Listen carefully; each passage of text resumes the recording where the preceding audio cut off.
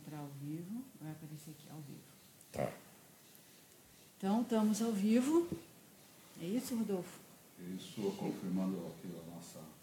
Tem um intervalo ali. Aqui vamos botar... Nossa.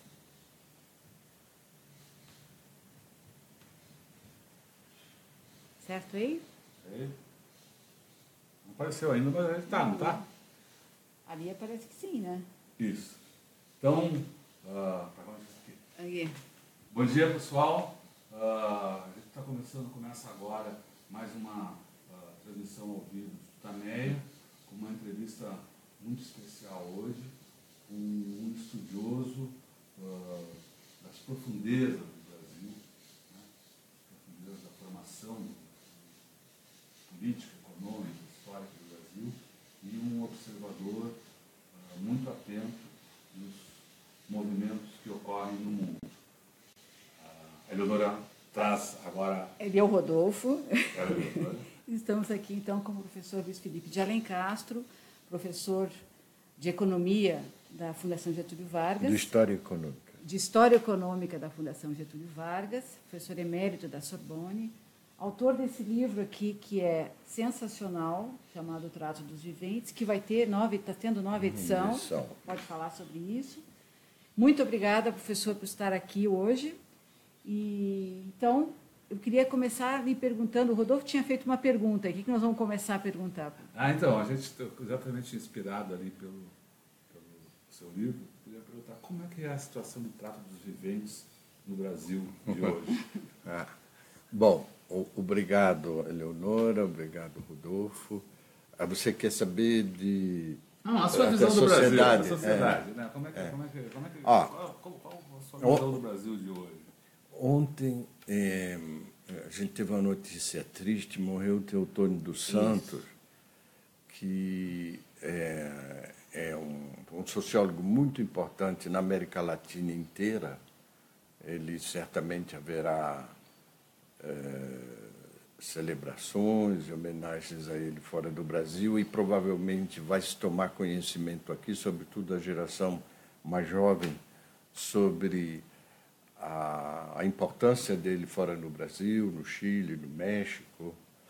E eu estou falando dele porque ele era mais velho que eu, mas eu o conheci como estudante na UNB, quando ele estava começando a carreira.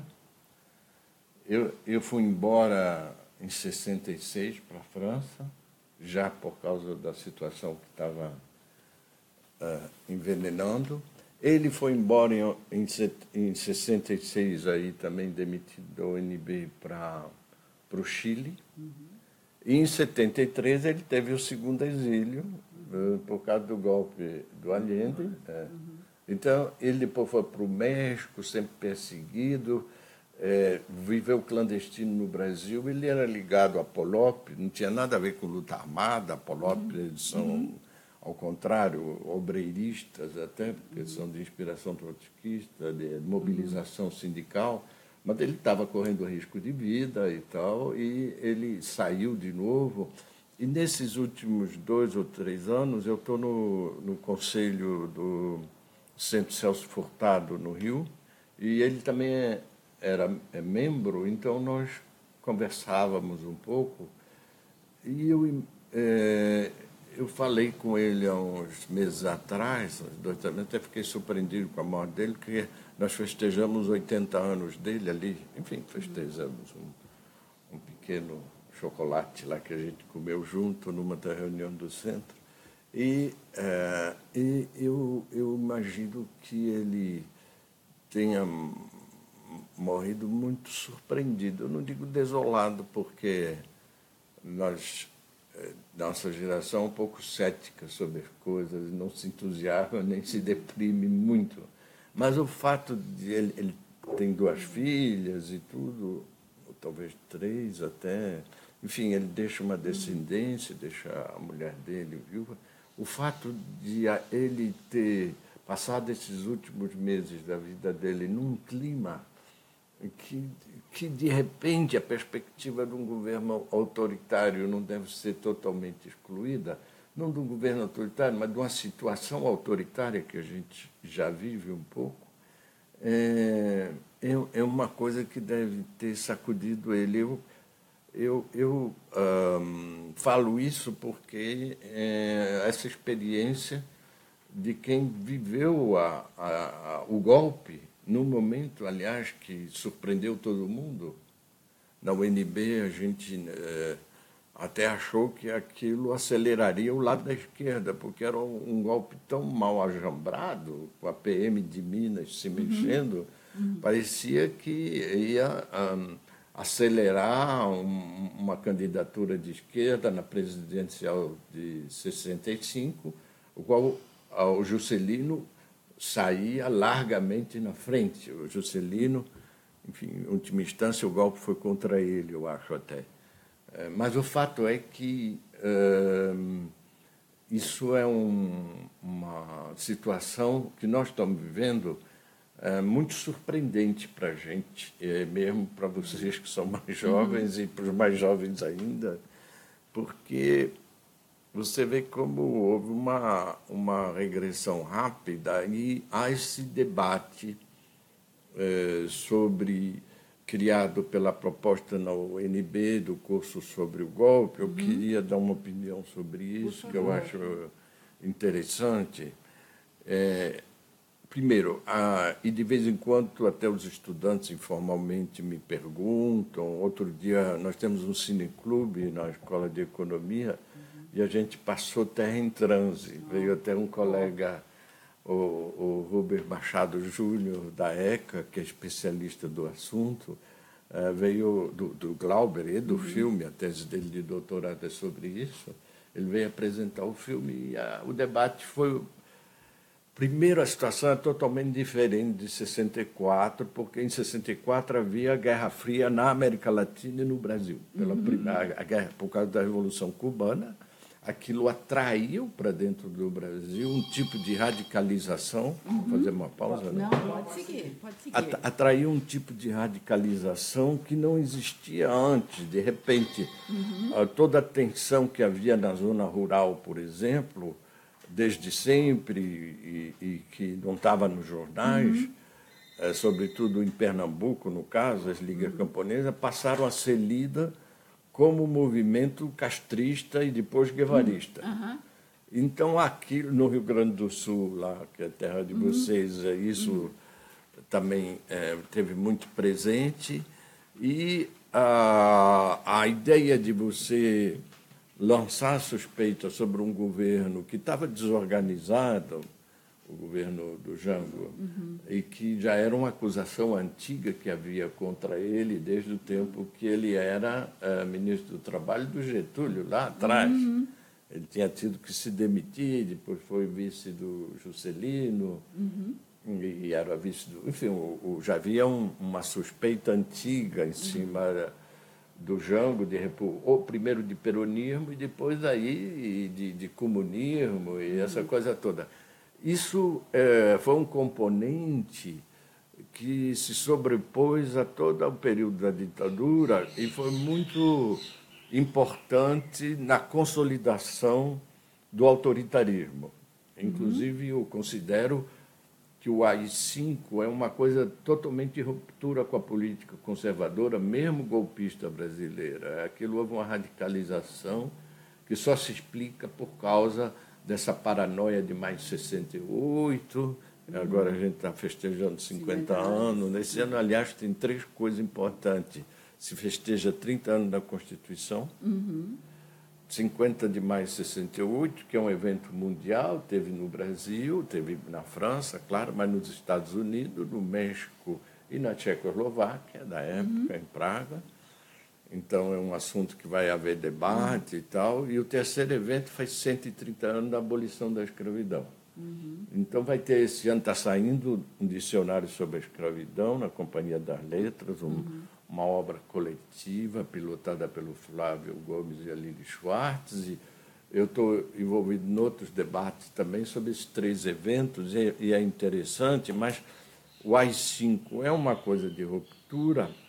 Nós não estamos vivendo uma ditadura. Isso eu queria dizer de cara. E as condições para cristalizar uma ditadura, que naquela época foram facilitadas pela Guerra Fria e por essa acusação de comunismo, de complô guevarista, não existe mais. Hoje é muito difícil, o país é muito complexo. Eu vejo mal um regime fechar a mídia, essa nossa aqui, a internet, por exemplo, coisa que os chineses podem fazer, porque o regime já estava instalado. Os regimes autoritários que hoje freiam a internet, o bloqueio, já estavam instalados quando a internet surgiu. É muito difícil fazer isso a posteriori hoje, eu acho. Dá mais trabalho. O país é muito mais complexo. Os próprios militares ainda têm a hierarquia militar que viveu a época da ditadura, ou era jovem cadete, tem dificuldade de lidar com esse período e não entraria numa roubada dessa assim, do lado, eu estou falando Além disso, esse governo é um governo covarde que recua quando tem pressão. Quando, por exemplo, tem uma pressão vertical, que eu chamo a pressão vertical, é quando vai da classe dominante até embaixo. Por exemplo, a extinção do Ministério da Agricultura. Perdão, da Agricultura, não, da Cultura. Da Cultura. Perdão. O Ministério da Cultura mexeu com os globais, ou a periferia dos globais, até embaixo, coisa de cultura popular, mais disseminado e tal. Aí o custo ficou alto, eles voltaram atrás.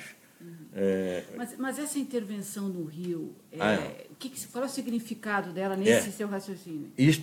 Eu até vou dar outro exemplo onde eles recuaram, a questão do trabalho escravo. Isso. Aquela portaria, que é uma portaria, aliás, totalmente incompetente, porque aquela proposta do decreto contraria convenções internacionais com a OIT, que o Brasil assinou, aquilo imediatamente seria contestado e invalidado na sequência dessas convenções internacionais. Mas foi da Raquel Dodge até o MST na rua. Então, tem uma parte do judiciário importante, mais o pessoal, a ministra do Supremo e tudo, eles recuaram. Então, é muito difícil. Agora, a coisa do Rio tem uma dinâmica própria que a gente também não controla, não é? De repente, isso pode tomar um rumo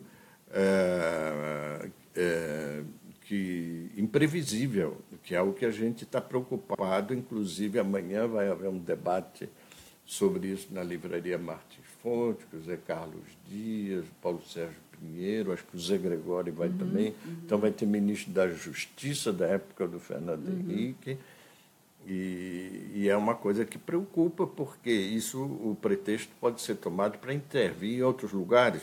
Eu acho também muito malsão, não sei se a palavra existe, muito pernicioso, que tenham nomeado ministro da Defesa um general. Isso não é uma das grandes conquistas do período da redemocratização e da Constituição. A criação do posto de ministro da Defesa, por uma parte, e outra parte, uma ideia republicana, que o ministro da Defesa é um civil. O país não está em guerra, não é como nos Estados Unidos, que vive em guerra permanente, então, de vez em quando, pode acontecer, mas não é o caso aqui. E o fato do interventor ser também um militar, o que é uma coisa excessiva também, podiam ter posto um alto funcionário do governo, Hélio Gaspari falou no parente ou não sei quem, e um general para assessorá-lo. Mas aí você está criando uma hierarquia militar que está muito perto do Poder Executivo, um Poder Executivo também que está na mão de um Congresso, a única legitimidade dele é a finança, que é o Meirelles que garante, enquanto o Meirelles estiver no governo, tudo bem. E esse loteamento de cargos, a legitimidade dele é o Congresso, ele nem está aí para os 3% ou 4%. Agora, o que é esse regime, então? É isso que a gente já definir. Eu acho que houve primeiro uma usurpação do poder no impeachment. Por que a usurpação do poder? Que evoluiu depois para um golpe parlamentar. O que é a usurpação do poder?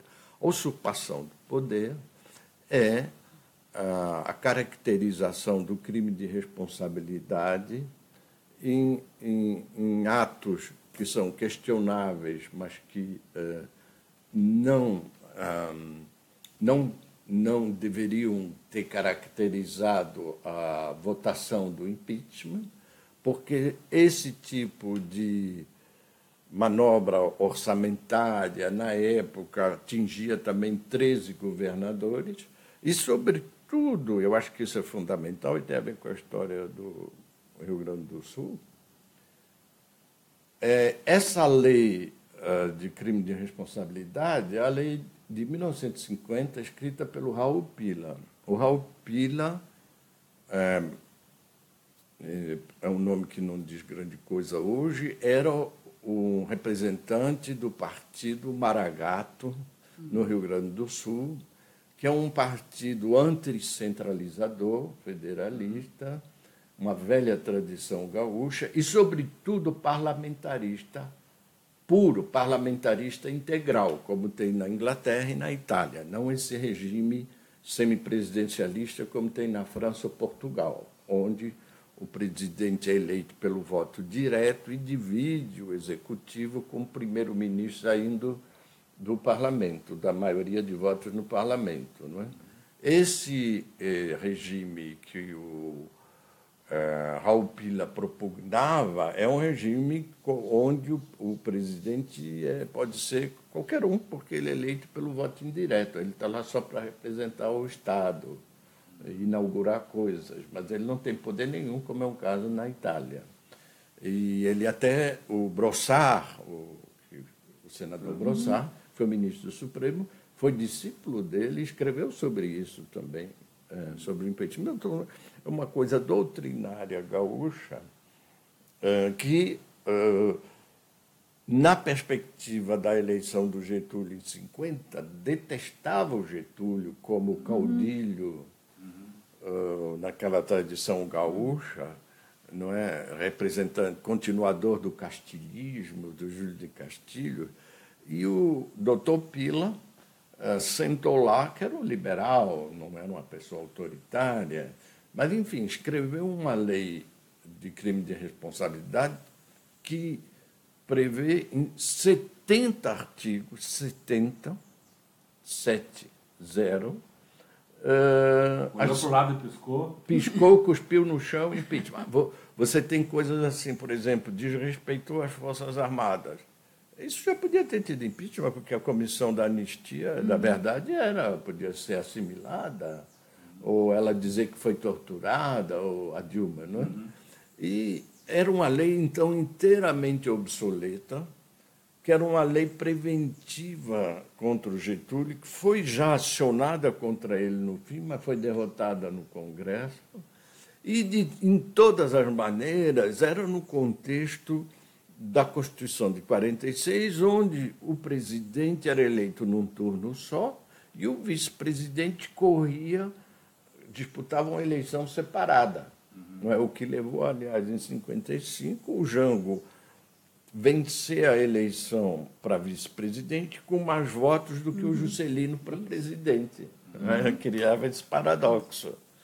Então, era uma situação bastante potencialmente criadora de instabilidade que a Constituinte, em 86, com toda a razão e legitimamente e sabiamente, resolveu suprimir e instaurou uma eleição de 2 turnos, que é o que nos salvará, eu volto ao ponto depois, da candidatura a Bolsonaro, por exemplo. Acho que eles não seguram a eleição de 2 turnos com o voto o sufrágio direto e um voto é um voto, não como os Estados Unidos, mas como a França.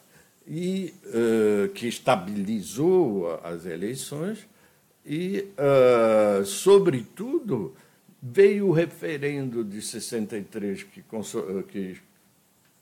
consagrou de novo o presidencialismo, e em 93 de novo. Então, depois da lei do Raul Pila, de 50, você teve a eleição de 2 turnos e, entre tempo, em 63 e 93, do meio tempo, bem depois, o referendo popular, a coisa mais votada no Brasil é o presidencialismo. Eu digo, no sufrágio, na vontade, a soberania do eleitorado. Essa situação tornou ainda mais obsoleta e caduca essa lei de 1950. A Constituinte, vendo isso, a Constituição, em 88, diz que essa lei tinha que ser substituída e atualizada. E aí vem a grande falha dos nossos partidos todos. Estou falando desde o Itamar, praticamente, até a Dilma, e os juristas todos, e os ministros da Justiça todos, de não terem proposto um novo formato a essa lei. Em 2011, eu acho, julgando uma coisa sobre a Constituição de São Paulo, que foi feita a exemplo, tinha que se acomodar à Constituição Federal, houve um debate no Supremo, um julgamento. Era aí, é importante lembrar que não tinha nada contra ninguém, não se falava impeachment, era um estudo do caso a frio, juridicamente, e o Supremo decidiu, como não tem, a lei nova não foi feita, vai lá antiga.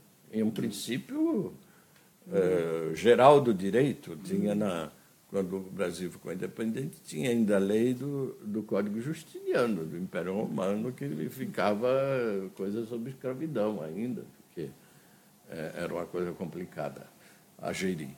E isso, então, veio essa lei que é obsoleta, que foi utilizada para o Temer chegar ao poder.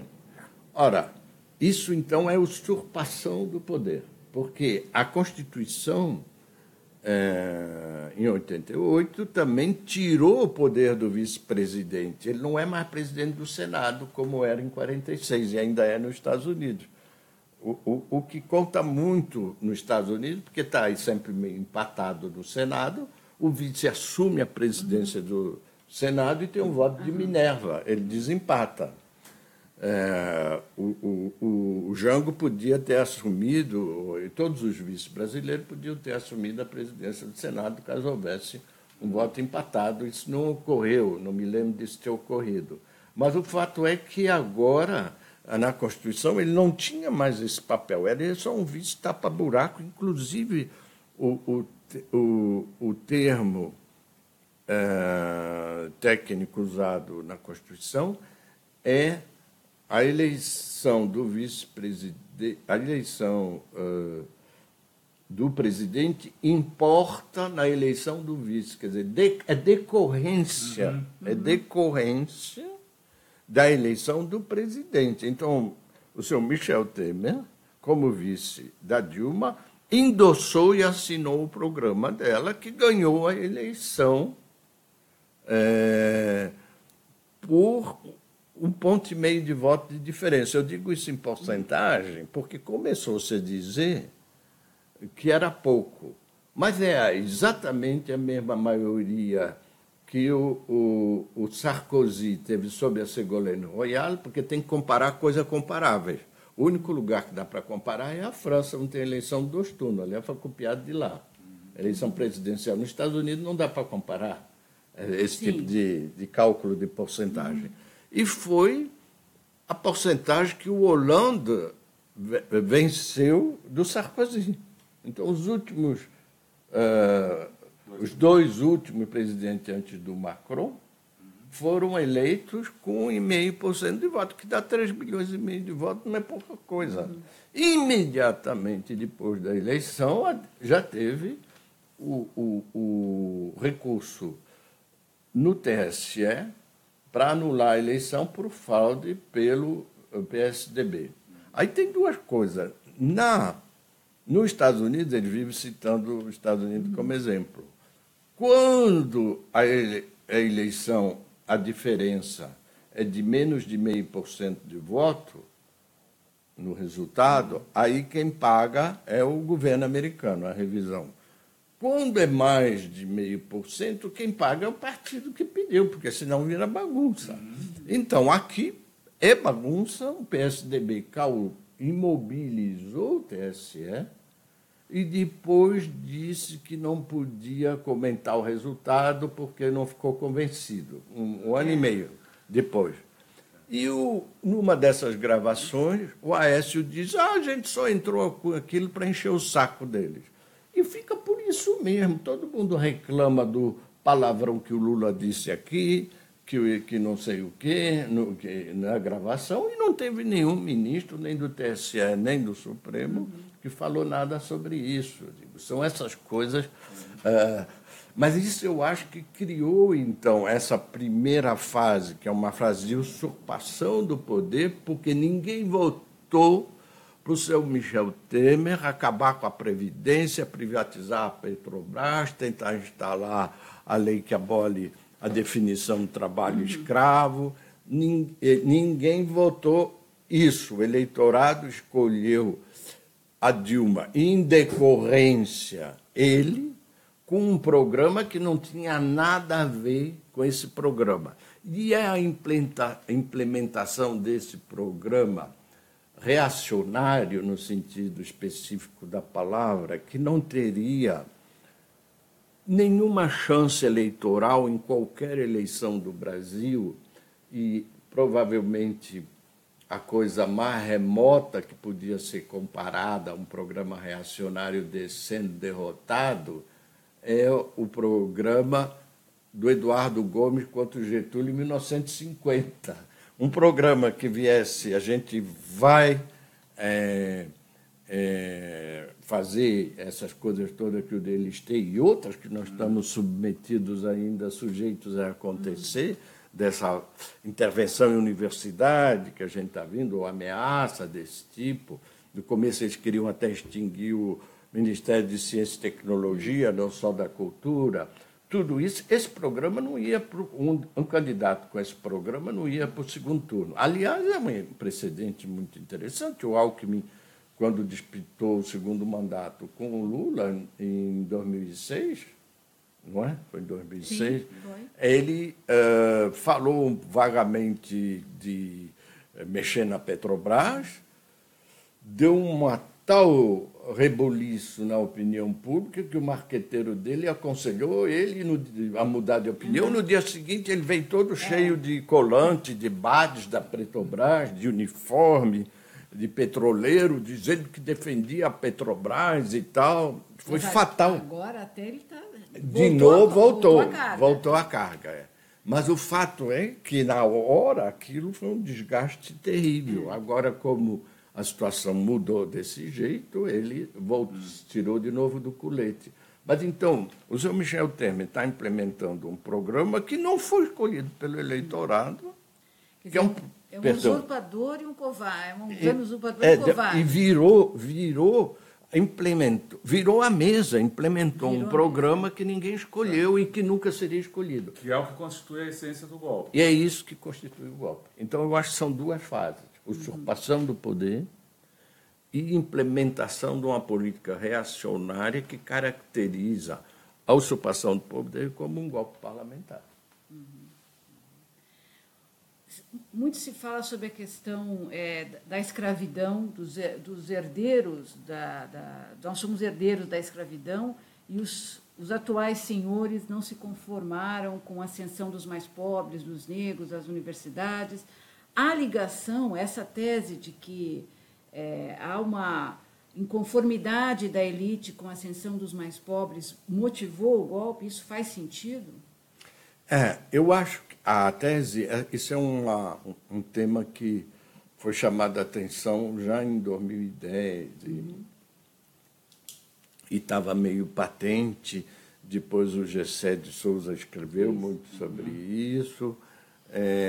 Agora eu vi um artigo que acabou de sair, do Adalberto Cardoso, que também é um estudioso de classe média, que trabalhou na época que eu estava no SEBRAP, nós fomos colegas lá. Na votação da reforma trabalhista no Senado, quem votou os caras foram acusados. Vocês fazem parte de uma elite escravocrata. Pois é. Então, e esse reflexo de liberar geral a legislação trabalhista, teve um dirigente do CNI, Conselho Nacional da Indústria, quando houve, aliás, o impeachment, que disse: na França se trabalha 80 horas por semana. Eu achei aquilo tão absurdo que o consulado francês ou a embaixada não desse uma nota a um jornalista, e ninguém, aliás, na oposição não tenha se dado ao trabalho de dizer que aquilo era uma mentira deslavada, as pessoas trabalham 35 horas por semana, e, aliás, na Alemanha estão fazendo greve para trabalhar 28, 29 horas. E ganharam, porque é até só um parênteses, evidentemente que a legislação trabalhista tem que evoluir, inclusive por causa da questão da nova tecnologia e a da aposentadoria também. O que é essa coisa na Alemanha que eles mudaram a legislação, e é uma coisa muito interessante a refletir. A Alemanha tem um problema demográfico, eu estou fazendo só esse parênteses para falar. Eles têm uma queda demográfica desde os anos 70. Por isso que a questão da imigração lá é um componente diferente. Eles precisam de mão de obra. Eles não fazem filho e precisam de mão de obra. Mas também a mão de obra que entra estrangeira ajuda muito a economia alemã a manter o ritmo. Ela teria decaído se não entrassem os imigrantes todos, mas precisa também de mão de obra especializada. Então, a ideia é que você trabalha 28, 29 horas por semana, ganhando menos, salvo se você tem menor de 14 anos em casa, ou se tem um dependente qualquer, um ancião, uma pessoa doente, para cuidar. E aí o seu salário não é diminuído. Então, você pode ficar 2 anos nesse... trabalhar 4 dias por semana, né? Enfim, ou 3 dias, trabalhar 9 horas, e depois você volta, pega de novo as 35, você não perde o trabalho. Você pode fazer uma opção, não é obrigatório. Por quê? Porque a pessoa quer aproveitar com a família, com os amigos, ou com o que for, ou ir pescar, ou ficar lendo, os anos melhores da vida dele. E depois até você pode prever um prolongamento da idade da aposentadoria. Você trabalha até um pouco mais, mas você trabalha um pouco menos quando você aproveita mais a vida, porque não adianta nada também de você se aposentar, se estourar e voltar para casa quando você já está mais devagar na vida, ou está com problema, mais saúde. Então, é bom fazer isso quando você tem 25 anos, 30 anos, trabalhar 3 dias por semana. Então, é uma ideia inteligente e que todo mundo fica contente, até uma negociação entre patronato e sindicato. O que aconteceu aqui é que ninguém votou para ter essa reforma e eles não discutiram com o sindicato. Até a comparação com o Macron, ou mesmo com o Macri, está errada. Porque o Macron ele foi eleito com esse programa de reforma da legislação trabalhista, o eleitorado escolheu ele e ele chamou os sindicatos para discutir. Enquanto ele era ministro da Economia, ele tentou passar, teve um período que ele passou 200 horas seguidas na Assembleia Francesa, discutindo com todo mundo e com sindicalistas. O Macri também foi eleito com esse programa, é um programa reacionário, mas, enfim, ele tinha um mandato para isso. O Temer não. O mandato dele não dizia isso. E essa história de vir dizer: mas a Dilma ia fazer a reforma da Previdência. Eu me dou com o Nelson Barbosa, que é meu colega na GB, não tinha nada a ver com essa reforma. E, evidentemente, que eles iam consultar os sindicatos. E esse, aliás, é um problema que e com os parceiros sociais.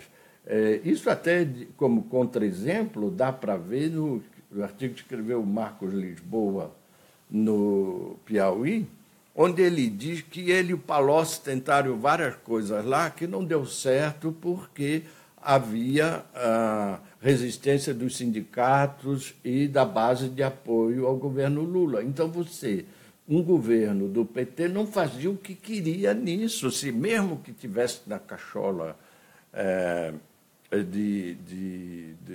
de um ministro qualquer, como é que é o Joaquim Levy, de fazer uma reforma antes do Nelson Barbosa, uma reforma muito mais pesada, aquele não iria adiante. Ele teria encontrado resistência do movimento sindical, que é normal, como na Alemanha também. Né? Então, eu acho que as comparações são de má fé. Dizer, a Dilma ia fazer, Nelson, não tem nada a ver com essa coisa que está sendo proposta sem consulta e votando essas PECs, essas coisas todas, sobretudo votando a PEC 55, conforme é a do Senado, chama 55, congela os gastos durante 20 anos. Isso não existe. Você amarrar todos os mandatos dos presidentes que vêm para frente num programa feito por um governo de legitimidade tênue, como é o governo do Temer. Isso é um absurdo. Aliás, não vai durar. Aliás, nós vamos ver agora na campanha presidencial. O governo dele não consegue. O governo dele não consegue, já está furando, e qualquer candidato que for eleito vai dizer, eu não estou comprometido com isso, eu vou lá no Congresso e vou rediscutir essa coisa. Não é que não deva haver controle de gasto público, mas não desse jeito. Um corte geral, um congelamento geral. Não é? Quer dizer, um governo ilegítimo, mas que está conseguindo fazer uma série de destruições em série. Claro, né? claro. E isso é uma coisa interessante, porque lá atrás o Fernando Henrique, que às vezes diz coisa meio surpreendente, tinha dito que o governo da Dilma era legal, mas não era legítimo. O que é um absurdo para alguém como ele, que passou a ditadura inteira, e nós todos, dizendo que o governo era legal e não era legítimo. Essa distinção não existe em regime democrático. Em regime democrático, o governo legal é o governo legítimo. Ora, agora não. Nós estamos vivendo uma situação onde há um governo legal, mas a legitimidade dele é muito rala, porque ele está aplicando um programa pelo qual ele não foi eleito. Está registrado lá no TSE o programa dele. Não tem nada a ver com o que ele está aplicando. Está a assinatura dele lá. Entendeu? É isso que faz essa diferença. Aliás, o próprio Fernando Henrique, numa entrevista ao jornal Público, há uns meses atrás, em Portugal, a jornalista começou e perguntou: o que o senhor acha do presidente Temer ter só 10% agora caiu mais ainda, 3% de opinião favorável? Ele disse: não, esse tipo de raciocínio não faz sentido, porque ele não foi eleito pelo voto direto. Ele disse isso plenamente. Ele disse também antes que o Temer não tinha um impulso do voto, o que é muito interessante, porque o que ele está dizendo é que a legitimidade dele não é a de um presidente eleito pelo voto direto. Essa é a essência desse governo, dessa política golpista. Então, esses cursos que estão sendo propostos agora em reação à proibição ao curso da UNB sobre o golpe, eu imagino que será um bom tema para discutir, porque são cursos optativos, porque agora tem na USP, na Unicamp e na Federal da Bahia. A Federal da Amazonas também. Federal da Amazonas. Se alguém estiver nos ouvindo aí, uma sugestão que eu deixo é explorar essa pista de duas etapas, de uma usurpação do poder baseada em argumento jurídico falacioso, a lei de 1950, e a implementação de uma política que ninguém escolheu e que seria nunca seria escolhida pelo eleitorado do Brasil. Dá para falar antecipadamente. Uma política dessa não ganha eleição. O Brasil encolheu muito nesse período de golpe. Como é que o Brasil está sendo visto lá fora? Quais são as implicações internacionais desse golpe? Eu tive agora... Eu participei de um debate da televisão francesa até sobre isso, e estava em Genebra, na France 24. É um canal como a CNN, mais pobre, né? Francesa, e que tem emissão em árabe, em inglês e francês. Eu estava na emissão em inglês e estava o correspondente do Estadão em Genebra, que eu esqueci o nome. Jamil, mas um ex-correspondente do Wall Street Journal na América Latina e um jurista que estavam lá. E foi uma das coisas que a gente discutiu. O Brasil saiu do mapa, tudo quanto é dirigente estrangeiro importante que vem, evita parar no Brasil. Vão para a Argentina, mas evitam entrar no Brasil. Veio o presidente de Portugal, mas numa visita privada, não era visita oficial, uma visita particular. Foi o primeiro-ministro que veio, mas era uma visita, não tinha caráter oficial. Agora parece, deu no jornal que o Netanyahu veio. O Netanyahu veio porque o filme dele está muito queimado, até em Israel. Ele aceitaria... pesada, ele talvez caia, e ele está precisando, ele iria em qualquer país do mundo, mesmo Vanuatu, que é um país pequeno, com todo respeito, no Pacífico, Vanuatu, para tentar... Dizer que tem consideração. Dizer que tem consideração. Agora, o fato é, então, que o Brasil sai. Eu, lá na França, conheço gente que conhece gente do Quai d'Orsay e da entourage do governo Macron. A regra é nada com o Brasil. A gente sabe oficiosamente que veio um recado do Papa Francisco para o presidente Dilma, dizendo que eles sabiam que era golpe. E a Merkel também mandou uma mensagem pessoal, a gente sabe. Quer dizer, isso todo mundo evita. Aliás, há uma cena da reunião do G20, onde está o Temer, e é uma coisa patética, porque ele está isolado, todo mundo passa na frente dele e finge que não vê.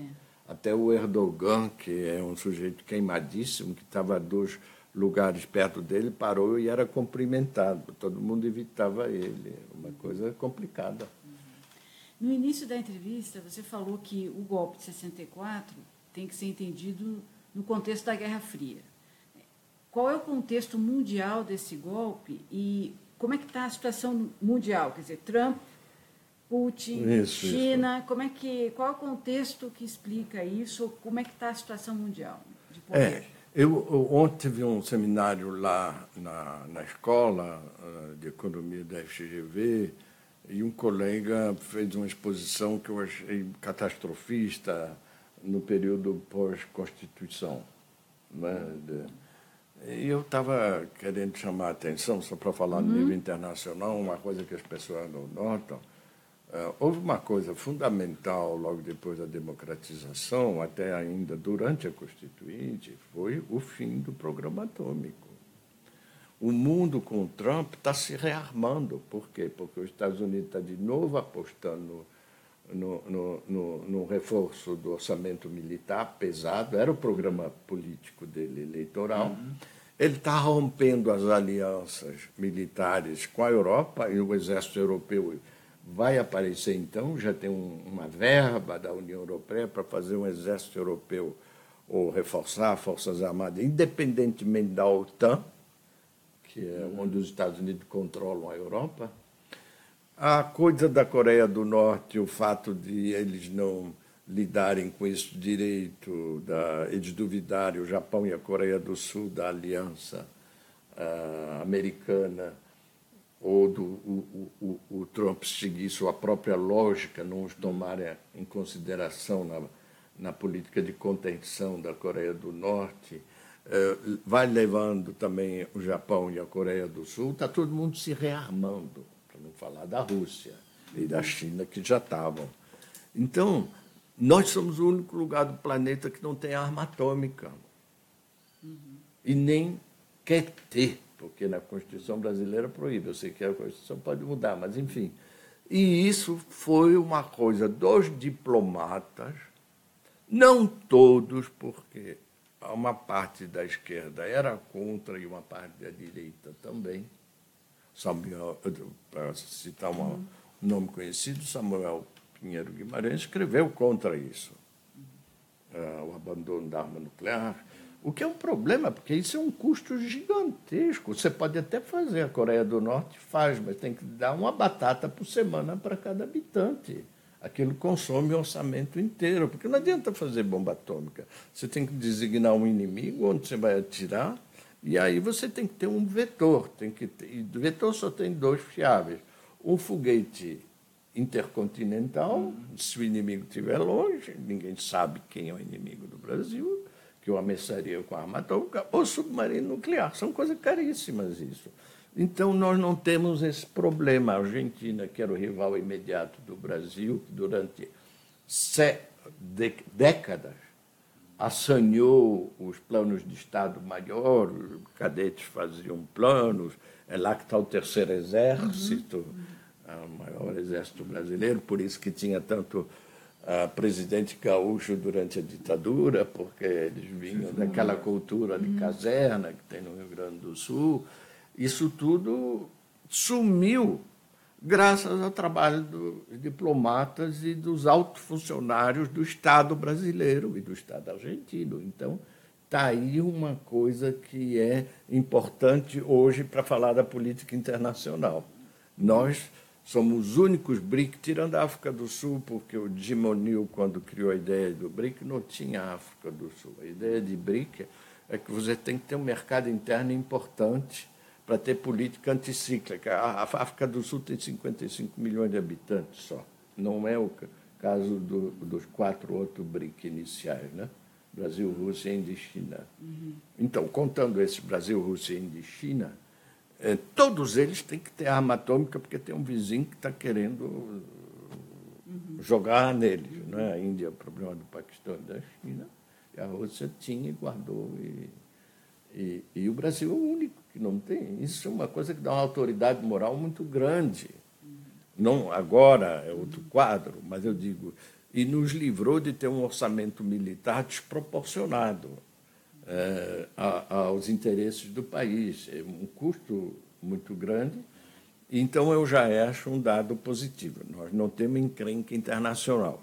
Nós não temos nenhum separatismo. Estou falando isso porque uma coisa mal ensinada no ensino médio brasileiro e na historiografia brasileira é o fato que não há explicação, e parece que estava na natureza da ordem mundial no século XIX, que a América Portuguesa não se fragmentasse e que a América Portuguesa virasse o Brasil. Quando os 4 vice-reinos espanhol viram 20 países, e o vice-reino da Prata, que era o mais recente, tentou se segurar e, bum, estourou, não é? Uruguai, Argentina, Paraguai e uma parte da Bolívia saíram fora. E os outros, a América Britânica virou Estados Unidos, Canadá, Jamaica, Saint Kitts, aqueles Barbados, todos esses lugares que não têm nada em comum. E a América Francesa também se fragmentou e ainda tem 3 territórios que fazem parte da República Francesa, não é? Guiana Francesa, Guadeloupe e Martinica. Enfim, não tem mais nenhum agregado colonial que subsistiu depois do O Brasil se manteve unido. Por quê? Porque tinha uma classe dirigente que eu distingo, que eu acho que a confusão que é feita também entre classe dominante ou elite geral, tem duas coisas diferentes. Classe dirigente é uma coisa, classe dominante é outra. O que é a classe dirigente? É que tem a noção do Estado, é a burocracia, a administração imperial. Há um problema até no Brasil e nos Estados Unidos, burocracia é usada como sinônimo de administração estatal. Na França, burocracia é pejorativo, quer dizer, é quem governa por cima dos eleitos, do que tem estar no bureau, no escritório. Então, o conceito de administração pública é mais pertinente, menos marcado, digamos. E o fato é que isso era a classe que tinha a camada, que tinha a noção da necessidade histórica do Estado brasileiro. E a classe dominante é a oligarquia rural, é os fazendeiros, que esses não sabiam nada, não liam jornal, como hoje. E foi isso que manteve o Estado unido em momentos de crise, e é um dado histórico muito importante. Eu vivi 37 anos na França. O que desmontou de país ali em volta o tempo todo, e ameaça ainda, quer dizer, é um paradoxo da história hoje, é que o continente onde as fronteiras estão mais seguras é o último a ter sido o Novo Mundo, é a América, porque na Europa, na África e na Ásia está... Então, mas agora falando desse... Eu falando do lado bom, certo. Que não é pouca coisa. Essa crise na Espanha, eu tenho muitos amigos catalães e colegas e tudo, é das coisas mais inúteis, dispensáveis e bestas. Como também o Brexit, também é um tiro no pé que queima uma geração inteira. Que aqui é menos grave. Eu acho que nós não vamos queimar uma geração inteira com essa tranqueira agora. No Brexit é garantido que eles vão sair menores e mais pobres no final. Está marcado lá, em todas as curvas. Bom, enfim. Não, eu estava pensando na China, porque nesse processo todo das últimas décadas, o Brasil e a China virou o maior parceiro comercial do Brasil, e a China é importantíssima e ocupou, de alguma forma, o espaço que os Estados Unidos ocupava tanto na África quanto na América Latina. E agora a China também passa por uma série de mudanças políticas. Como é que é essa relação? Primeiro, justamente, eu acho importante que você disse, o Brasil, o primeiro parceiro comercial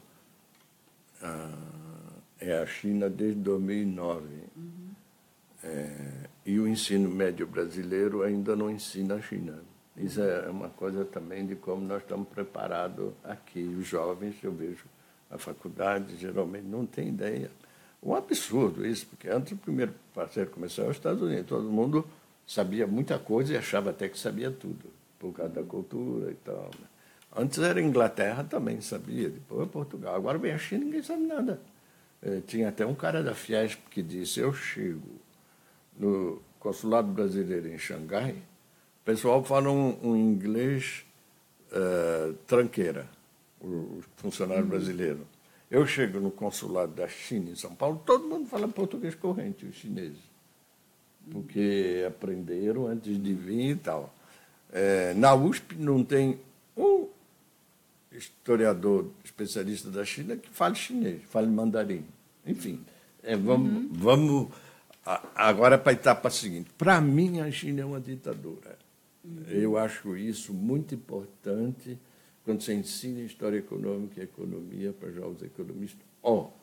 Os exemplos dados têm limite aí, porque isso é uma ditadura. A gente é um país totalmente travado, não tem debate, e é um país que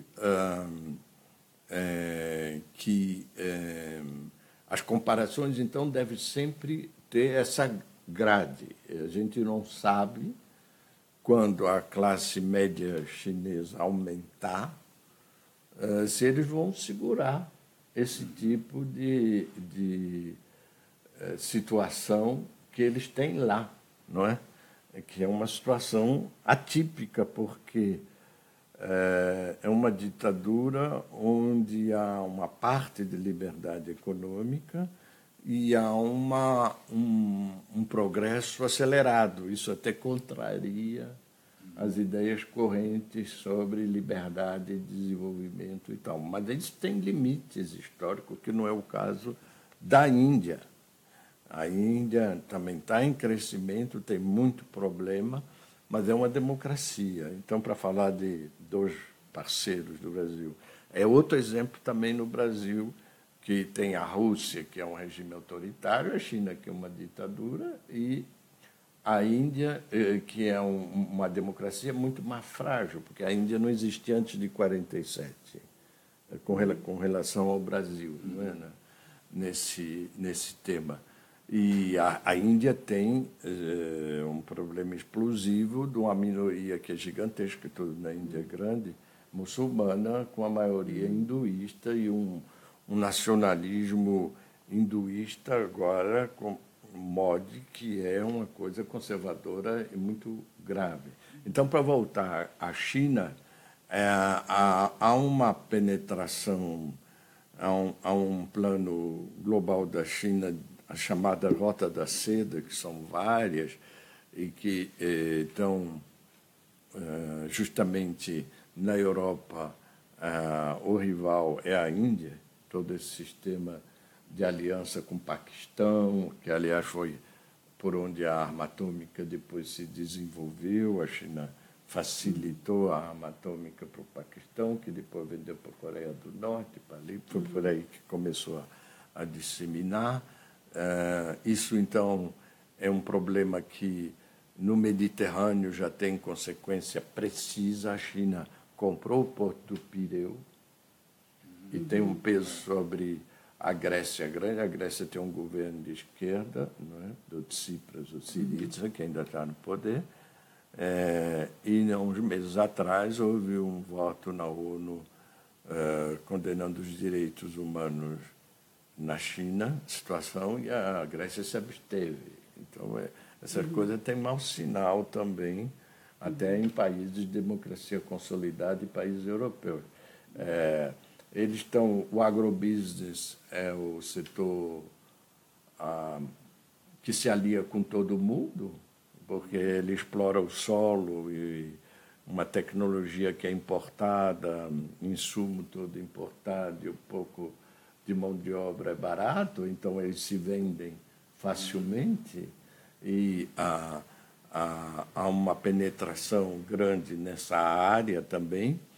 A China vai precisar de comida, com a urbanização e a melhoria de situação econômica das pessoas que mudam o menu, não vão comer frango a vida inteira, querem comer carne de gado, essa coisa toda.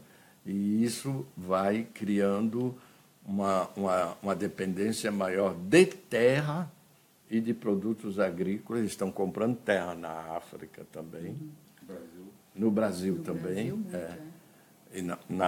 e na África, e estão, inclusive, deslocalizando firma. A Etiópia é a China da China hoje, porque a Etiópia tem uma mão de obra barata e bastante energia, uma energia barata. Então, esse negócio de tênis, t-shirt, é fabricado lá. Tem uma reportagem na Bloomberg interessante, que é um coronel do Exército Vermelho, que tem lá uma fábrica, e eles falam 4 línguas da ordem de comando até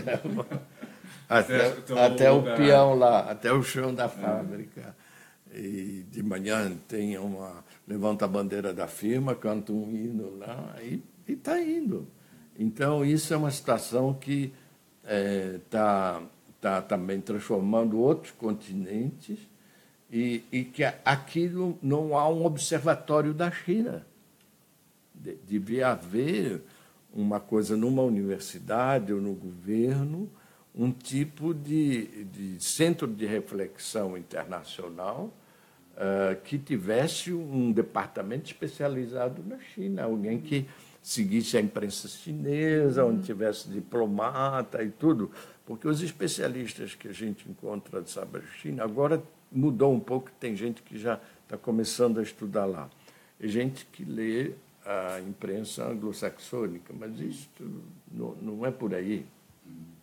E eu acho que é uma lacuna. Uma formação então, em mandarim. Tem que ir lá na China, comprar um jornal no quiosque e ver um filme chinês sem subtítulo com os amigos chineses. Isso é um especialista, não vai ficar em circuito fechado de anglófono. E isso é uma coisa que eu, quando estava em 2012, 2013, eu fiz pedi para uns diplomatas que eu conhecia na Unesco, na embaixada brasileiros, perguntarem em volta deles quantos sabiam falar o mandarim. Então, pegando só o nível de ministro e de embaixador, ministro na linguagem da carreira diplomática, é o posto anterior a ser embaixador, não é? Eles chamam ministro. Depois que eles fazem uma tese interna, aí você vira ministro, depois vira embaixador. Então, dá umas 150 pessoas, 180, não me lembro bem. Aí eles me contaram depois, né? Tinha 5 que falavam mandarim. Um deles até era o patriota. Mas, na realidade, 2 ou 3 arranhavam. Então, é isso. E o Itamaraty é o melhor quadro, são os melhores quadros do Brasil. Isso já faz algum tempo, faz 5 anos. Pode ser que tenha mudado, eu espero que mude. Bom, falamos aí falou dos BRICS, falou da China, Índia, da Rússia. O nosso BRIC mais novo, aí, a África do Sul, está passando agora por um momento de... não vou chamar de convulsão, mas é uma transição forçada aí. Sai o Zuma da presidência. Como da presidência, como o senhor vê esse momento aí da África do Sul? Bom, a África do Sul tem um regime, é uma democracia, é uma coisa interessante, porque era o país mais racista do mundo no pós-guerra, né? Porque estava na Constituição o racismo. E virou o único país multirracial da África, graças ao Mandela. Eu queria lembrar, porque Mandela parece como um moderado, não sei, Mandela ficou 28 anos na cadeia, nunca abandonou a luta armada. E foi várias vezes proposto a ele que abandonasse a luta armada, o apoio à luta armada, enquanto não acabava o apartheid. Quando acabou o apartheid, aí sim ele fez uma política de conciliação nacional, que aparece naquele filme, até chamou a polícia do pessoal do apartheid para evitar terrorismo e conciliar, que entrou no governo dele. E uma parte dos sul-africanos se exilaram, sobretudo na Austrália, no Canadá também, os brancos mais renitentes do racismo, mas virou uma sociedade multirracial, que é,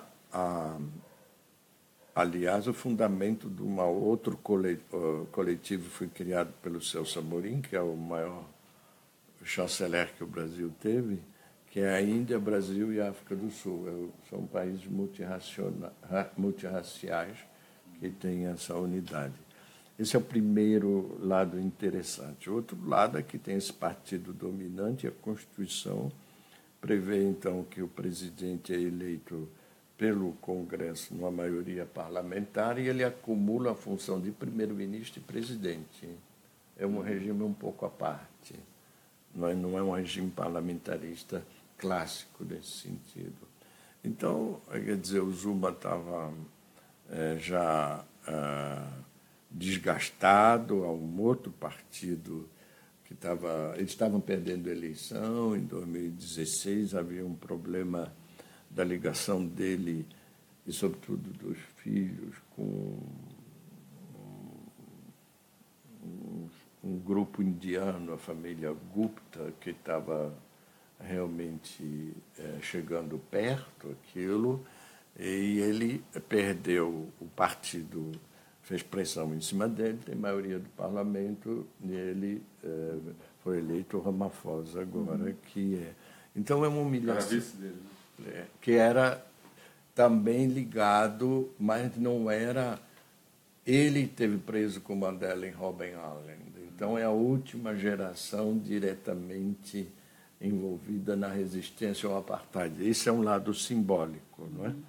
Ele, então, vai agora... Você tem eleição em 2019, de novo, eleição geral, é um mandato tampão.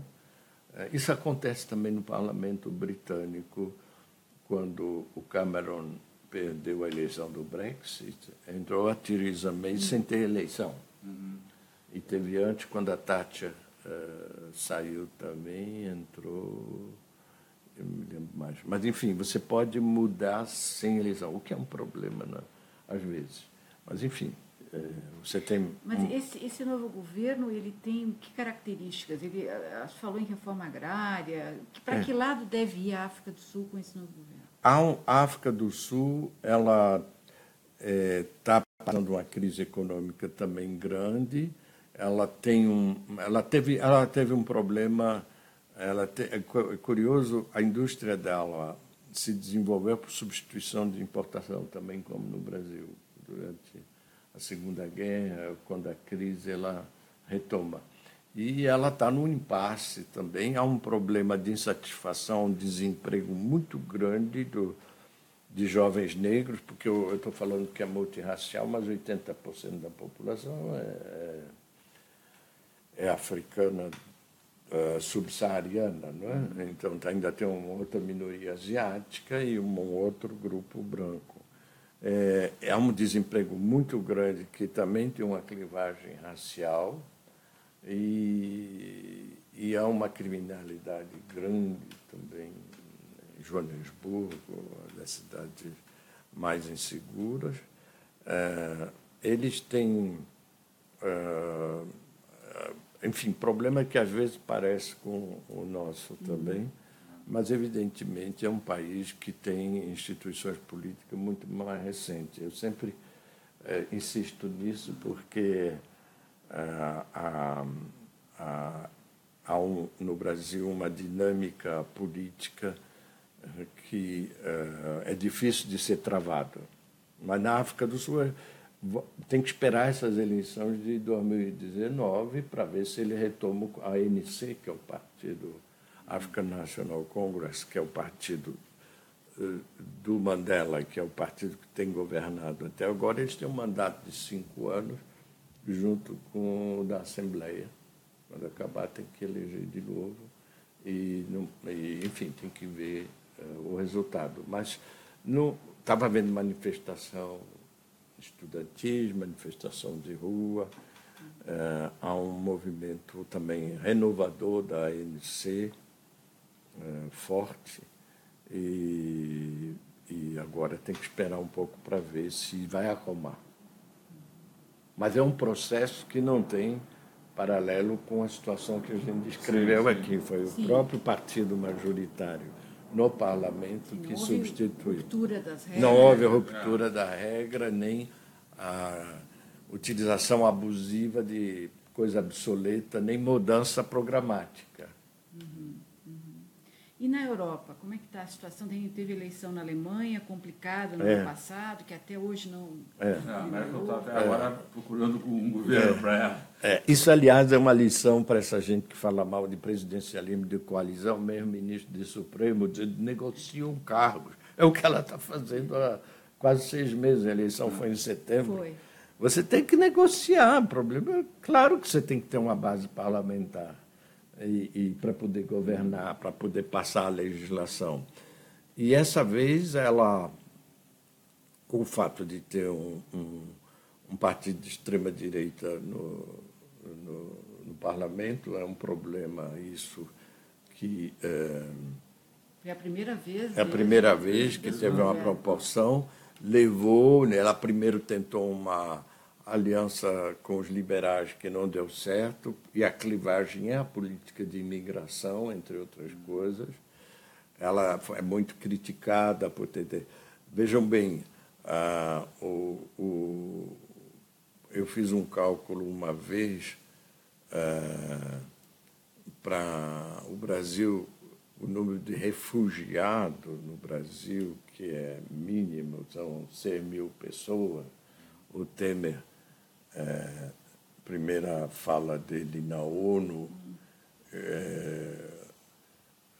enrolou, para não dizer mentiu, que disse que tinha 80 mil refugiados no Brasil. É inexato, para ser delicado, porque ele contou os haitianos como refugiados. Os haitianos têm um título de estrangeiro provisório, eles não são refugiados. Refugiado é uma convenção de 1961, onde você tem o mesmo direito que o cidadão, porque você vai ameaçado de morte na volta. Não é um estatuto de refugiado que tem os haitianos. Eles têm um estatuto de estrangeiro que é renovado, mas não é refugiado. A Alemanha deu estatuto para refugiado, então, se você comparar o número de refugiados que tem na Alemanha com os que tem no Brasil, daria 20 milhões de pessoas, quer dizer, com a proporção da população, né?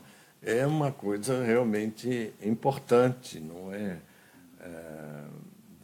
de refugiado e imigrante, não é imigrante contando tudo também. E o Brasil é muito menor, a proporção de imigrante no Brasil, para um país das dimensões do Brasil, é muito pequena. E vejam bem que você chega, cada 500 pessoas novas que chegam tem que fazer um prédio novo, porque no inverno eles não podem acampar, tem que estar instalado. Então você tem que ter tradução. Foi todo um processo. A Merkel, como vem da Europa, da Alemanha Oriental, ela estava traumatizada, a geração dos pais dela, com a expulsão dos alemães que estavam na Tchecoslováquia e na Polônia no final da Segunda Guerra, que são 2 ou 3 milhões de pessoas, e depois, quando acabou o Muro de Berlim, na reunificação, veio mais gente de outros países também. Então, isso é uma coisa traumática na Alemanha, coisa de refugiado. E isso, ela teve essa política generosa, foi criticada. Como eu disse antes, o componente da imigração lá tem uma importância econômica, que não vai ter também na Itália pelas mesmas razões, mas não tem na França. A assimilação, a equação, os imigrantes criam desemprego, na Alemanha não é verdade. Os imigrantes mantêm a atividade econômica alemã. E isso, então, é uma das coisas que está em jogo, porque o SPD, o Partido Social Democrata, queria que ela continuasse com a autorização das pessoas, continuasse a autorização das pessoas já refugiadas a chamarem a família. E os imigrantes também. Isso é uma coisa que tem debate na França também.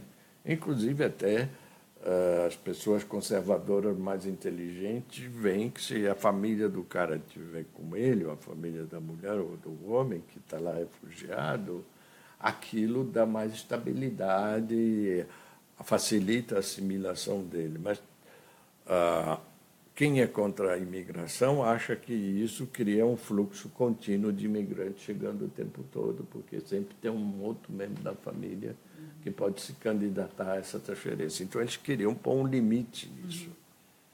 E o SPD não estava de acordo. Eles têm também, os dois têm uma política pró-europeia. Então, é uma coisa interessante, porque o Macron é pró-europeu. Isso foi uma coisa que ele não abriu mão. A eleição dele foi uma eleição de um candidato pró-europeu contra uma candidata anti-europeia.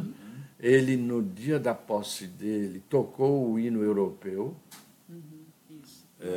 e depois a Marseillaise, mas primeiro tocou o hino europeu. Ele foi criticadíssimo por uma parte da direita e toda a extrema-direita, e tem uma parte da esquerda também que é soberanista, que é anti-europeia. Então, isso é uma situação, eu acho, interessante, potencialmente, na Alemanha, mas o fato é que isso abriu uma brecha para o Macron, porque, no nível internacional, como o Reino Unido está atrapalhado com o Brexit, que queimou toda a margem de manobra do governo inglês, ele está obcecado com essa negociação, isso é uma coisa... Eles não estavam preparados para a negociação. A União Europeia tem um quadro de funcionários e na hora do vamos ver, você precisa ter um quadro de funcionário formado para isso. E não estava no Reino Unido, saber as consequências, as pessoas votaram sem medir as consequências. Aliás, depois do voto do Brexit, foi curioso, porque no dia seguinte a palavra mais procurada no Google, no Reino Unido, era Brexit, saber consequências. Ninguém, não caiu a ficha. Por isso que eu digo, é uma coisa, um tiro, não é nem um tiro no pé, porque o tiro no pé você conserta, cura e acabou. É uma queda contínua, escada abaixo, e se não bateu no fundo ainda. Né? Porque tem gente iludida, passam emissões na TV francesa regularmente sobre alguns setores. Por exemplo, os pescadores acham que saindo do Brexit, que era uma profissão que sofreu muito porque o peixe acaba, e tem outros países, e tem cota de pesca, eles vão poder pescar pela Europa inteira. E vai haver vai acabar o desemprego daquelas famílias e toda. Então, a ideia de ganhante, todos ganham, win-win, do Brexit já furou há muito tempo. E eles têm muito mais a perder. Isso mobilizou o Reino Unido. Quer dizer, a Merkel está discutindo o governo de setembro até agora, faz 6 meses já. 9, 3, 5, quase 6 meses. E também paralisou a Alemanha. E aí o Macron tem um sentido do timing muito bom, a eleição dele foi assim, começou a avançar. E o Trump?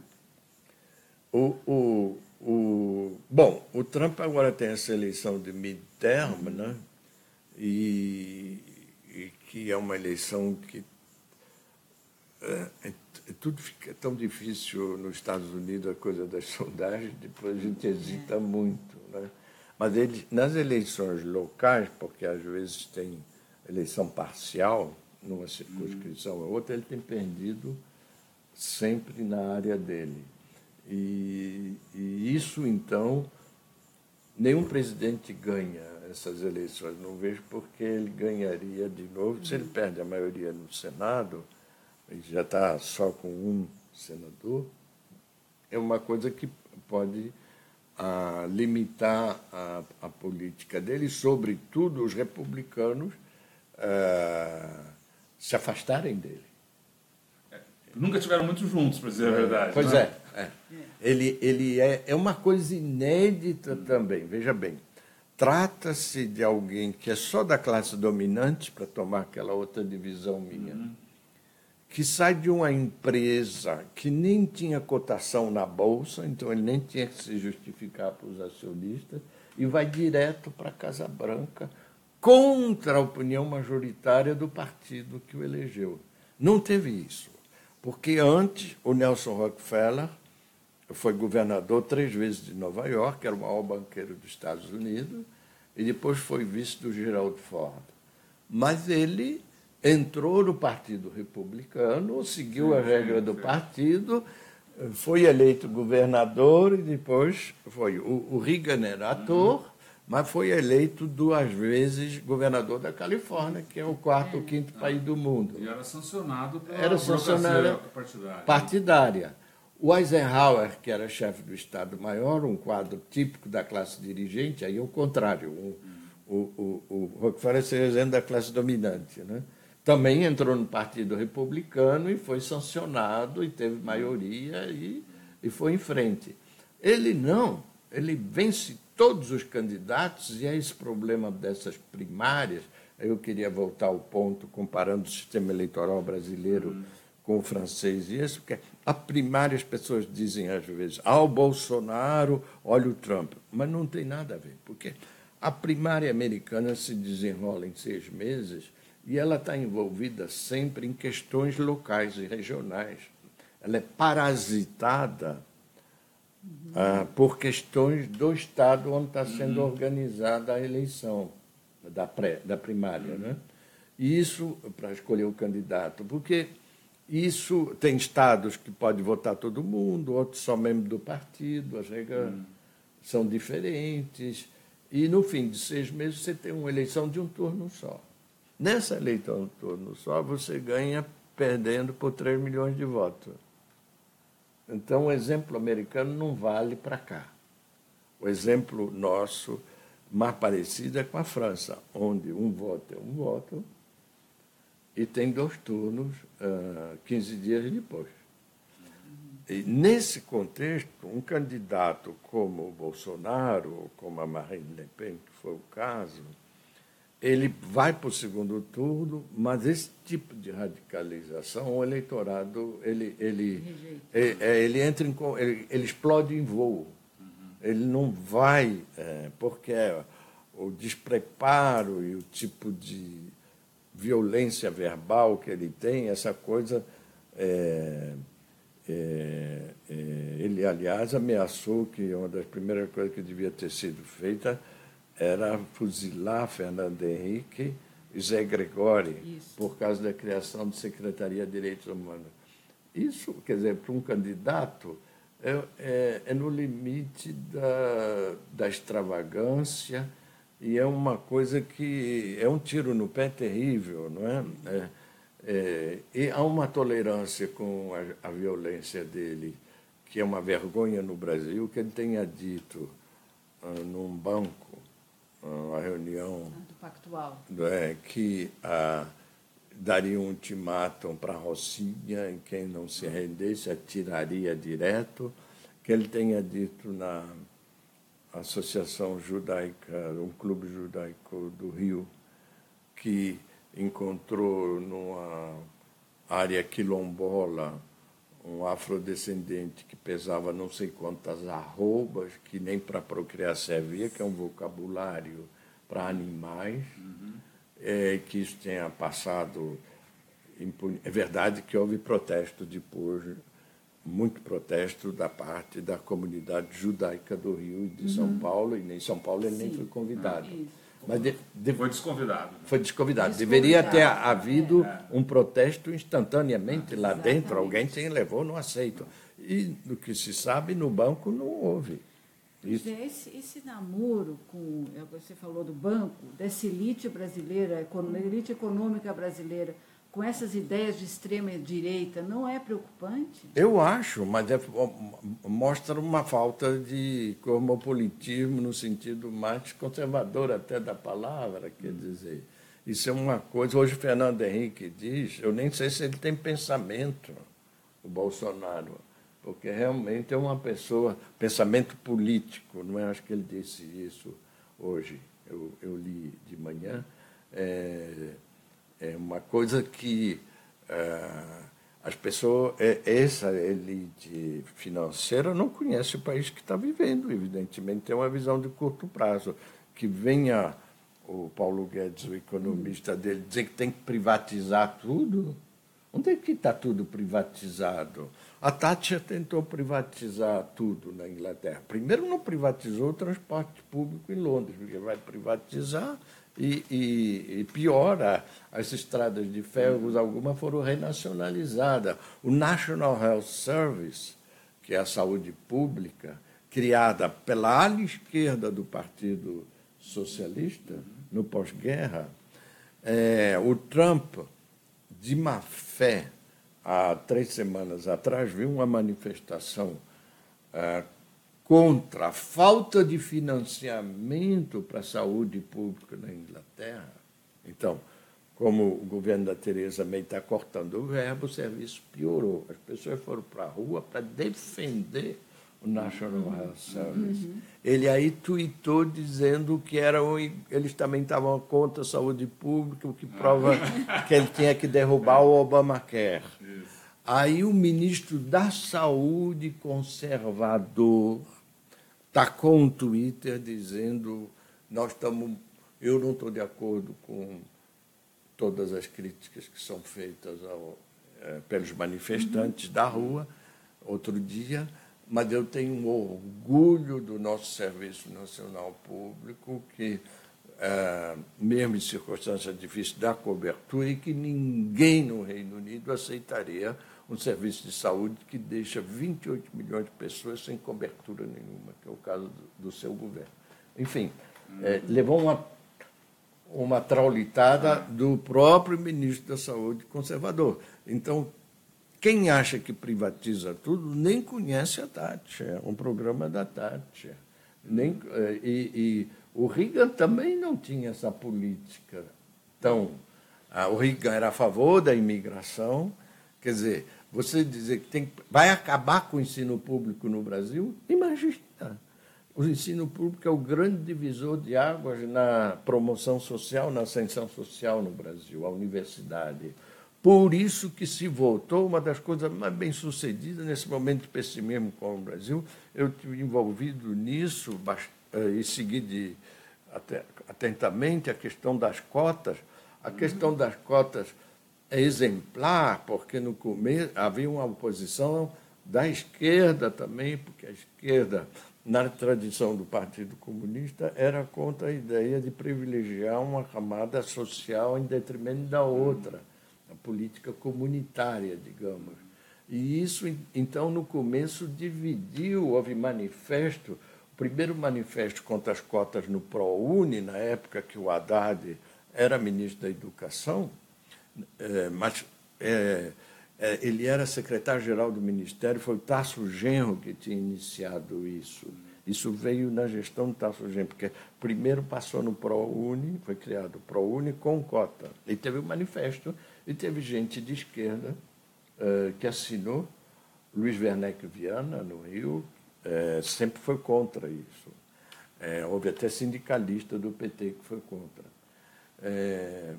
Depois isso foi sendo discutido contra toda a grande imprensa, que fazia editoriais contra as cotas. O Supremo, que é o Supremo mais dividido que existe, votou por unanimidade. É um sucesso essa política. O Congresso aprovou, agora o juiz Moro e o Fernando Henrique aprovam as cotas. Isso que a Leonora falou, é um sucesso porque os resultados são evidentes. São evidentes, né? E é graças ao ensino público. Porque mesmo o ProUni, que aí se refere à faculdade privada, é uma legislação, uma iniciativa de criar bolsas obrigatórias nesse lugar privado. Então, e por que isso eles não conseguem tirar? Esse ministro Mendonça aí, no começo ele disse que era a favor só de cota social, o que é um argumento de má-fé também. Eu queria explicar melhor. Ninguém era a favor de cota social antes de vir o debate sobre a cota racial. Nem a UNE, eu sei do que estou falando, porque eu conheci o pessoal. Ninguém era a favor de cota social. Não estava em debate no Brasil a questão de cota social. No programa não teve, em momento nenhum.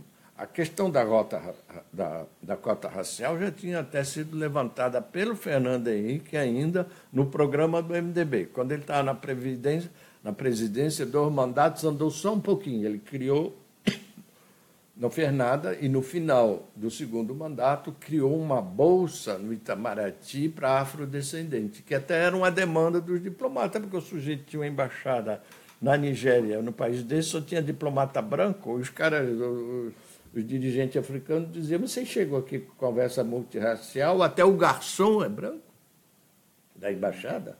Atravancava a política no Brasil, não só na África, mas também nos países das Antilhas, onde tem uma população negra importante. Então, ele criou. Depois veio a cota, é um sucesso, e o Congresso votou a ampla maioria em favor da cota no serviço público, e eles nem ousam falar nisso mais.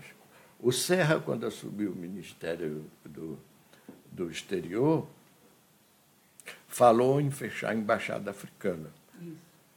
O que é um absurdo e uma ignorância muito grande. É só uma coisa demagógica, porque o Serra não é ignorante, é realmente que ele está cedendo terreno à demagogia, obviamente. Ele não é nada ignorante, ele viveu muito tempo fora, se formou fora do Brasil, ele sabe a importância da representação diplomática, mas o Itamaraty veio pesado em cima, não se falou mais nesse assunto, porque a maioria das embaixadas no Brasil, na África, tem um embaixador, um ministro, um outro funcionário, e o resto é tudo terceirizado. Então, custava mais caro fechar, porque os 3 salários principais, esses você não pode deixar de pagar. São funcionários públicos concursados brasileiros. E aí fazia economia lá um pouquinho, aí fecha a embaixada na Zâmbia. É uma humilhação para o país que você fecha a embaixada, ele fecha em Brasília também, daqui 3 ou 5 anos, quando quiser, o cara diz, agora espera. Mas a questão racial, que você estava falando antes, toca fundo, né? Ah, sim. E eu digo... Porque daí, de novo, se volta à questão da escravidão. Né? Isso, o pressuposto disso, a gente falou na transição da ideia de privatizar, é o ensino público, não é? É o ensino público. Inclusive, na época do debate do Supremo, alguém levantou essas estatísticas e mostrou que no primário e no secundário não há muita diferença. O primário está quase igual. Digamos, na Amazônia, o assunto principal é a população ameríndia, que estava excluída. E agora ela também beneficia da cota, não é? A cota também tem uma cota social, vocês sabem, a metade é cota social, quem tem menos de 2 salários mínimos, a outra metade é que concerne a população negra ou ameríndia, mas dependendo da região, e o caso da Federal da Amazonas tem campo, como é um campus espalhado, tem região lá que a população ameríndia é 90% da cidade. Então, isso também foi importante. Há pouco tempo estão se formando pela primeira vez no Brasil doutores indígenas. Não é?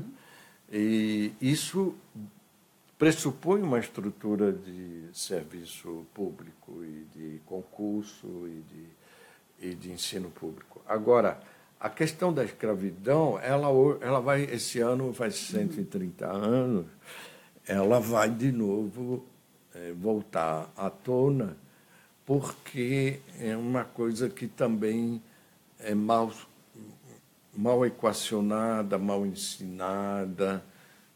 Por exemplo, eu acho que eu vou falar aqui, talvez seja a primeira vez que vocês ouçam isso, eu falo sempre, ou talvez os nossos ouvintes, os nossos internautas não saibam. Se você pegar as estatísticas sobre o tráfico negreiro, que estão disponíveis num database muito consolidado e controlado regularmente por grandes especialistas, você põe Slave Voyage no Google, você acha. Então, você tem, paradoxalmente, você sabe com muito mais precisão quantos africanos entraram escravos nas Américas e no Brasil, no caso, do que portugueses, porque não tinha esse registro. Como os escravos eram uma mercadoria, ou você tem um traço do imposto, ou você tem o volume do navio, tem estatística indireta. Como isso é estudado há mais de 100 anos, com a informática, equipes inteiras, houve um investimento muito grande nos Estados Unidos, sobretudo, para criar esse database. E isso, então, a gente sabe com precisão quantos africanos entraram, sabe um pouco quantos portugueses entraram, e não sabe nada sobre os índios, porque os índios não tinham um Estado pré-cabralino, como é o caso dos astecas ou dos maias, e a população quechua também, que você... e Aymará, no Império Inca, que você podia fazer um cálculo, eles cultivavam a agricultura intensiva, que milho, lá batata, e nessa terra dá para viver tanta gente dessa população, dá para alimentar tanta gente com essa terra cultivada. Dá para fazer um cálculo indireto um pouco, e tem traço aqui e lá. No caso dos Incas, eles agora descobriram que eles tinham uns cordãozinhos, que tinham uns nós. E eles descobriram que aquilo é uma espécie de ábaco Olha. e que era um Que sistema legal. de numeração. Então, descobriram recentemente. Então, pode até melhorar, mas no Brasil, na Terra Baixa, não tinha Brasil, né? Que eles chamam Terra Baixa da América do Sul, é o vocabulário dos etnólogos, não tem população. Mas então, pegando, eu fiz o cálculo da entrada de portugueses e tem o cálculo da entrada do africano. Se você pegar de 1550 a 1350, de cada 100 pessoas que entraram no Brasil, 86 eram africanos. 1550 a 1850, 1850, quando acaba o tráfico. 1550, quando começa o tráfico regular, e 1850, quando acaba o tráfico de escravo africano para o Brasil. E você pega, de cada 100 pessoas que entraram nesses 300 anos redondos, 86 eram escravos africanos, só 14 eram portugueses. Quer dizer, nós somos um país. Essa é uma estatística que devia ensinar no secundário. Quer dizer, você é a favor do ensino de história da África, que esse governo também desmontou a obrigatoriedade, a lei de 2003, criada no governo Lula, do ensino de história da África e afro-brasileiro, é porque faz parte da história do povo brasileiro. É a mesma razão que você tem que estudar a história de Portugal. Ou até mais razão. Então, esses números, esses dados estão circulando. E isso há uma tomada de consciência muito maior. Veja bem, a minha posição, eu fui uma das pessoas que falou na audiência pública do Supremo sobre o voto. Tinha 30 pessoas, 15 a favor, 15 contra a cota. O Supremo chamou audiência pública, era o ministro Lewandowski, o relator chamou. O meu argumento lá é um argumento que eu continuo, não se trata de reparação histórica nem de dívida. Isso se faz com a população indígena, que é uma população minoritária, o voto das reservas indígenas, que dá para eles as terras ancestrais, que não tem muito a ver com a população, aliás, mas é o modo de vida deles, não é? A questão da promoção e das cotas e da política afirmativa em favor da população negra, que é a maioria do Brasil, desde o censo de 2010, e que foi maioria até o final do século XIX, é necessária para a democracia brasileira. Não é interesse dos negros exclusivamente, é interesse da democracia brasileira. A democracia não funciona se a maioria social estiver excluída e não tiver as mesmas chances de promoção nas carreiras e na representação do país. Então, é um ponto de vista que até o movimento negro, às vezes, não se dá conta, ou uma parte do movimento negro, que é interesse do país inteiro que os afrodescendentes estejam representados de uma maneira igualitária na sociedade, porque eles são a maioria. Já é a maioria cultural, é uma maioria social e vira uma maioria política. Ainda mais está havendo uma imigração. A África subsaariana vai ter tem um boom demográfico. No final, é um censo da ONU de 2012, 2015, foi feito em 2012, sobre o século XXI. A Nigéria vai explodir. Exatamente. A Nigéria passa os Estados Unidos e vira o terceiro país mais populoso do mundo pela metade do século. Vai ter mais gente falando português na África do que em Portugal e no Brasil junto.